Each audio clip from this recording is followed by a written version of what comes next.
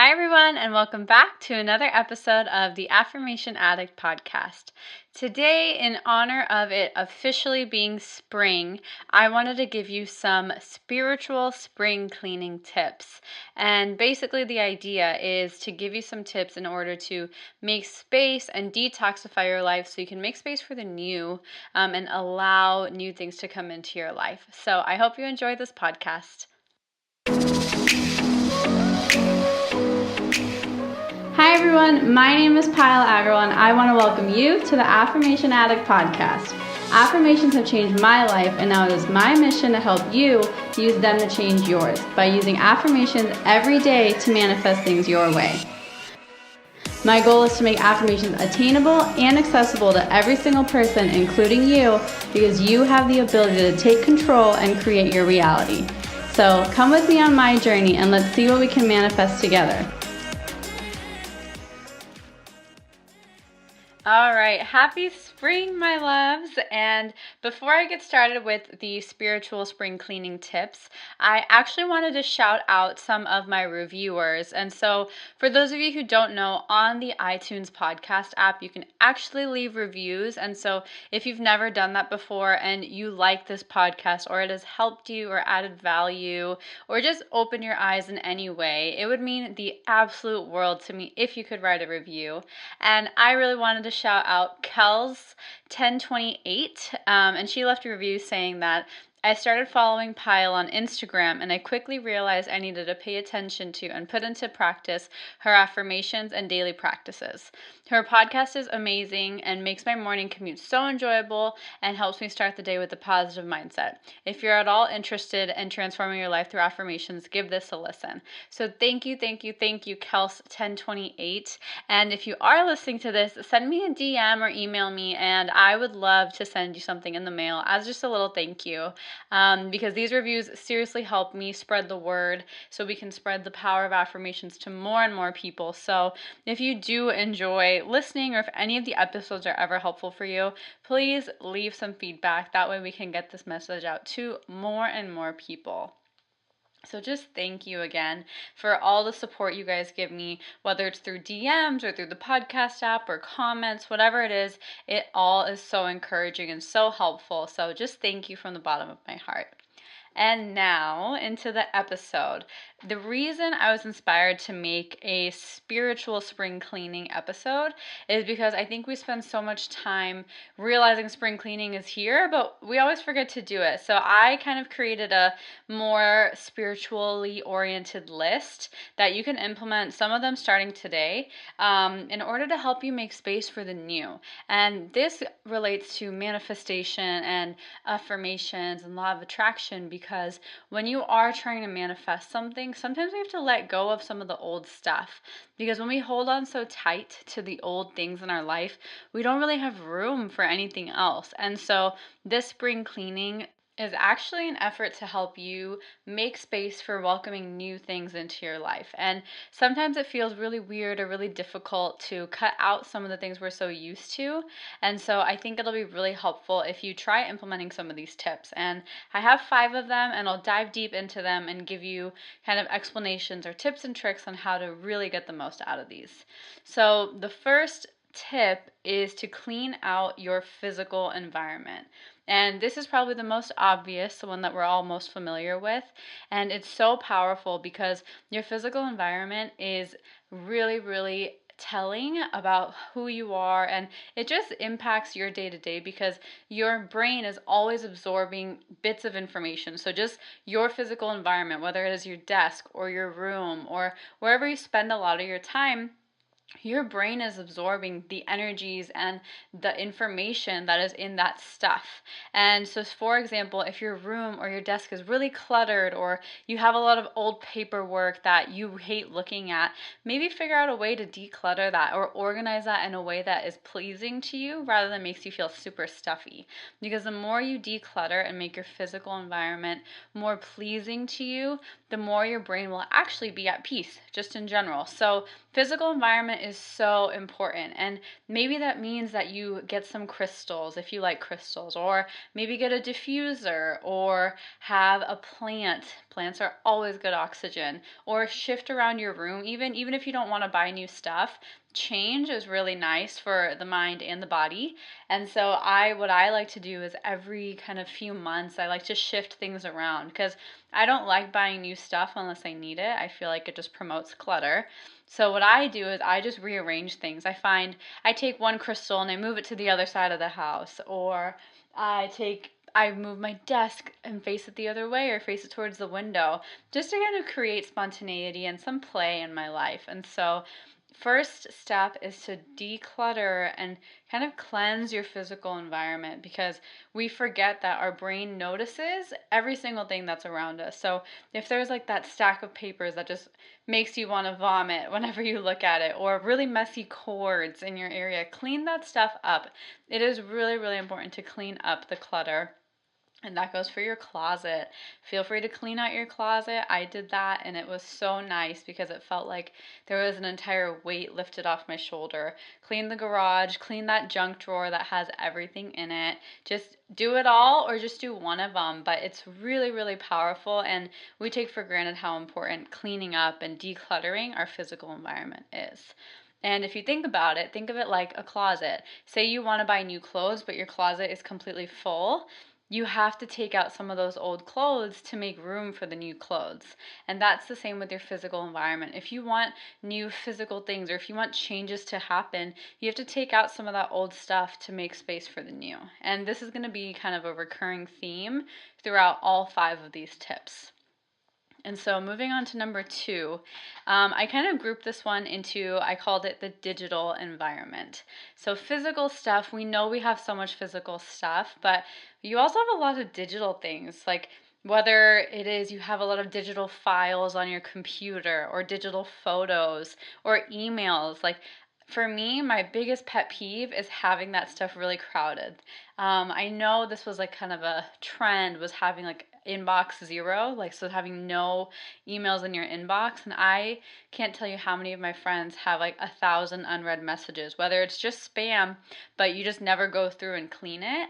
And for me, that has been the most like peaceful thing for my mind, not because I'm OCD, but more so because knowing that I'm not behind on 1,000 emails. And so I highly recommend doing like a cleanse of your digital environment.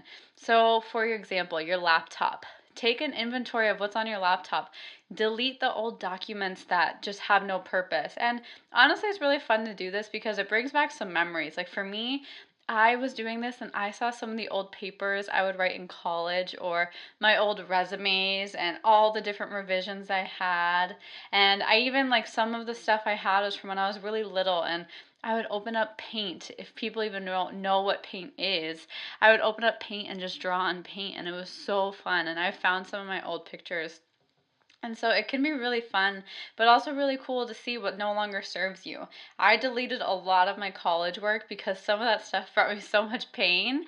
And just it's like when you think of something and you're just like, dang, that was a really tough time. I deleted that because I didn't need that anymore. I learned what I needed to from that experience. I don't need to keep that report just to keep reminding me of the pain I went through. So for your laptop, go through all your files, and even on Macs, there's some really cool features where it helps you and it shows you what takes up the most space. And so go through and delete all of that. And next digital thing is our phones. So for me, I'm guilty, and this I still have not done. I have at the moment about 20,000 photos on my phone, and I know I don't need all of them. Half of them are probably duplicates. So take a day and go through and delete all that. Maybe there's an app for it. If you know of any quicker solutions to detox, to clean out your photos on your phone, please let me know. I would absolutely love to know that, because that's the one thing I have not done, just because of the amount of scrolling and everything involved. So to clean out your phone, one thing I do is I don't keep any old messages on my phone. And I know, actually, thinking of my friends, a lot of them, they keep messages from guys that they're talking to, or people, or just like screenshots of messages, because I remember in college that was a huge thing. Like people would send screenshots of those messages to keep as proof to show like how that person screwed up or where that person was messed up. But delete those. Like it was in the past. Like there's no need to hold on to those grudges. And if it's not serving you well, don't keep it. If it's a screenshot of a text that made you so happy, please keep that. But most of the ones that I remember kind of dealing with in college were screenshots of arguments or of people being bratty or of people being petty. And that's not a positive thing. That does not serve you. That just irritates us more. So if you have those types of messages on your phone, delete those. Another thing I do is I have an automatic setting where after 30 days, it just deletes those messages from my phone. One, it takes up a lot of space, and two, it really teaches how to let go and not kind of live in messages and what happened in the past. It really has taught me a really good way of letting go. That was very hard for me to do, I will admit, but now like it is so relieving because I feel like I don't have an attachment to my phone even. And I was very attached to my phone, especially when me and Tom were long distance. So if that sounds like you, that's a really good tip and a really kind of freeing practice. We forget how attached we are to things that we can't even touch. So highly, highly recommend that. And lastly, the one I could think of with digital environment is your emails. I know I mentioned this, but we have so many spam emails. We have so many kind of email lists that we're on or unintentionally on. And if it's not making you happy and you don't like it, unsubscribe from it. I know there's apps that combine those types of email lists for you, like the spam ones. You can download one of those, but what I did is I individually went through and unsubscribed. It took probably like an hour maximum because it's probably the same 15 or 20 companies, like your cell phone bill, all those types of random bills. But make it a habit. Unsubscribe. And after you unsubscribe, just make that a habit that every time you get an email you don't want, you just unsubscribe right away. It's a really kind of preventative maintenance tip that really helps you feel like you've got your shit together. Excuse me, I normally don't cuss, but it just felt really appropriate. But yeah, so that is number 2 is cleaning your digital environment. Now the next one is people. And so we are so influenced and impacted by the people we surround ourselves by, physically, mentally, and digitally. So those are 3 areas. Think about people who you surround yourself daily, and if it's work or coworkers and they serve you well and they make you happy, that's amazing. Appreciate them, show them gratitude. But there's always some people in our life that don't always bring out the best in us, and I'm not saying just avoid them because sometimes that's not possible. But what you can do is figure out a way that you can reframe their experience in your story and send them love and kind of fix that relationship so they don't irritate you every time you see them.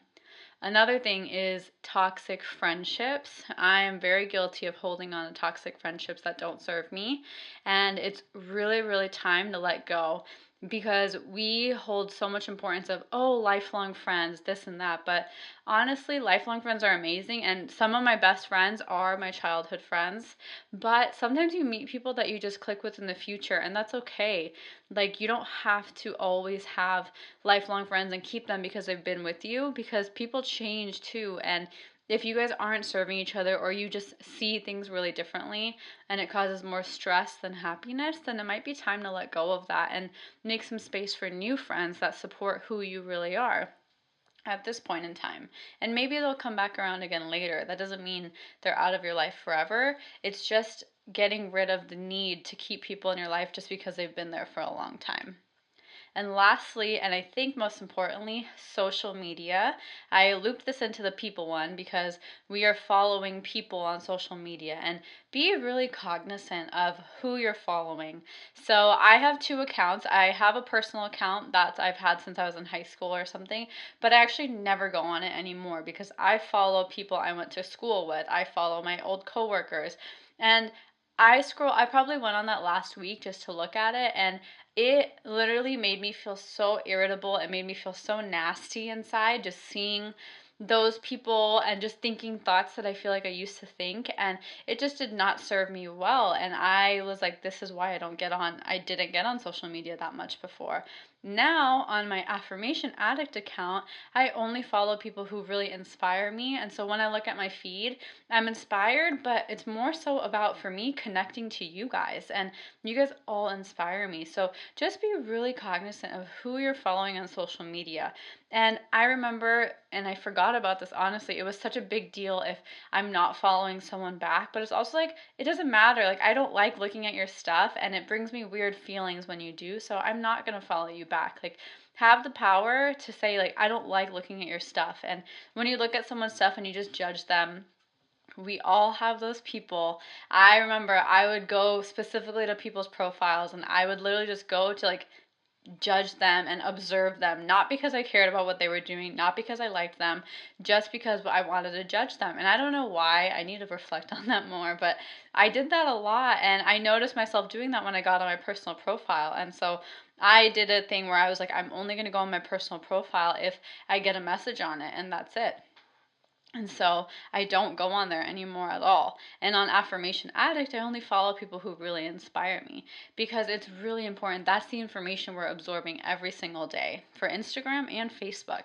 I need to do this, but on Facebook, I have friends from high school, and they're just so unaligned with who I am now. And that's okay. Like, they're on a different path, and they're just not, like, we're not even friends anymore. So I don't want them seeing that stuff. So I do need to go through and unfriend them as well. And it doesn't mean I don't care about them. Like, they can still message me. Like, I just don't want to see what's going on in their life. So be really, really kind of picky with who you give your attention to on social media, because we tend to follow people who don't serve us or don't bring up the best emotions in us because it's dramatic and it's fun and it's juicy.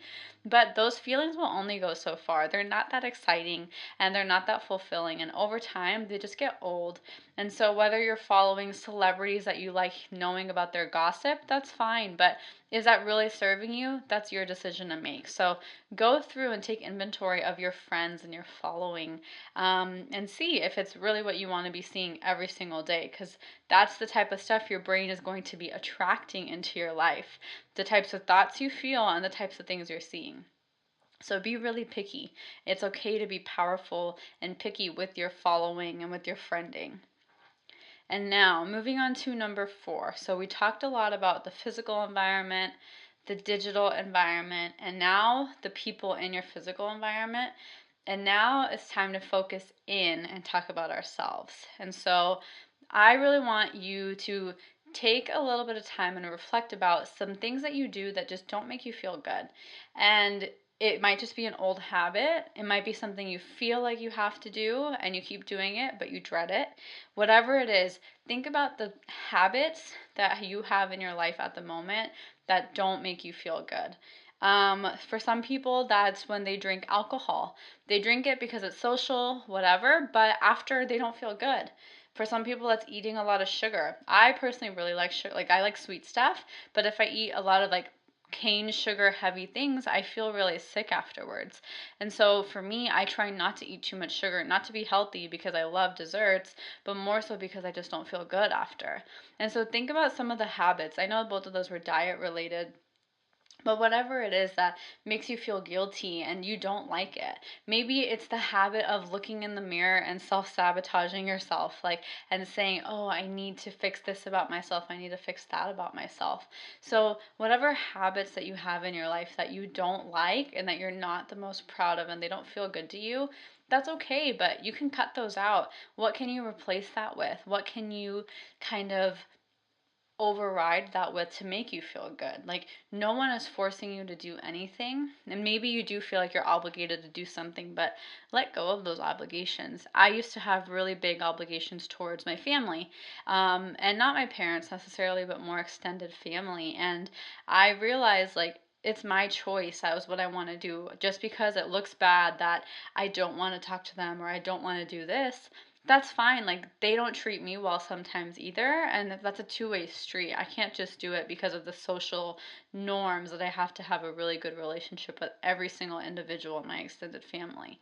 So whatever those habits are, whether you hate the fact that you keep texting your ex-boyfriend, cut that out, delete his number, take that action. Because a big thing we forget is with making space and manifestation and all this stuff, you do need physical action, because you need physical action because you're living in a physical world. If you were just floating around in space as a little ball of energy, you might not need that physical action. But right now, you're a human being on earth in the physical world, so you've got to take physical actions to spark some change and to make those transformations. So don't take that lightly. It's really, really powerful to just make small shifts in your life to what you really like. And lastly, and probably my favorite, is detoxify yourself from those self-destructive thoughts. I mentioned it a little bit about looking at yourself in the mirror, but think about the ways you are holding yourself back. Do you feel like you're not good enough? Do you feel like you're not living out your true purpose? Do you feel like you're not doing what makes your heart happy? Do you feel like you're holding back? What are the things that you don't feel like you're fully able to express yourself, and let go of some of those self-destructive thoughts? Give yourself a break. Give yourself the credit that you are doing exactly what you're supposed to do. And today, right now, you're already listening to this podcast. You're already making that shift.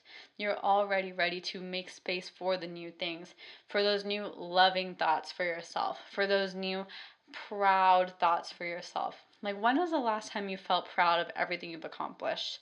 When was the last time you were actually happy and felt light? So start taking inventory of the thoughts that don't serve you and just put them away. And I have some affirmations that I will give, of course, that you can practice to kind of seal the deal and kind of cleanse out all that negativity, because I want you to move forward. Spring is such a beautiful time. It's a time for blossoming, and it's when flowers come, which are my favorite. So spring is such a fun time to really open yourself to those new opportunities, because it's a really, really flourishing time. Like, this is your time to get out of that shell, get out of that like area you were in this time around of your last year, and get even bigger, even better. So some affirmations that you are more than welcome to repeat, recite, write down, whatever you need to do to help you get those into your mind and get that into your kind of true belief system, and to help you really cleanse everything that's not serving you. I'm going to give you 5 of them, and just practice them. Do what feels good to you. And here they are. So the first one is, I feel light, happy, and free. I have space for the unexpected opportunities that are coming my way. I let go of everything that's not serving me. I welcome miracles and greatness. And I am exactly where I'm supposed to be. So play around with those 5 affirmations and maybe embody them for a few days and see how that feels for you, because this is your time to cleanse everything that's not serving you so you can make space for the new.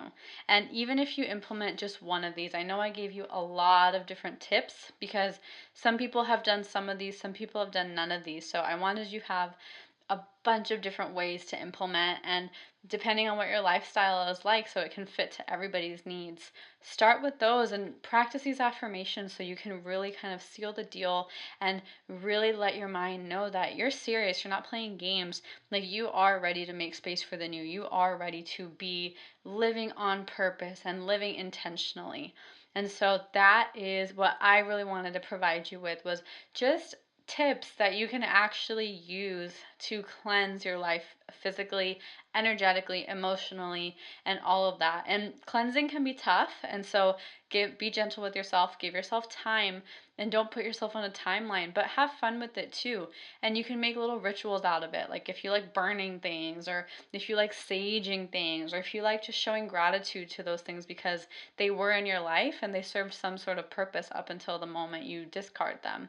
So have fun with it. Do what feels good to you. Play around with these. And if you implement even one of these things, please DM me. I would love to hear in what ways you are providing yourself with some spiritual spring cleaning and getting rid of some of the toxins and anything that's not serving you. So if you do any of these, please send me a DM, share it with your friends, and as always, just thank you for being here and spending some time with me.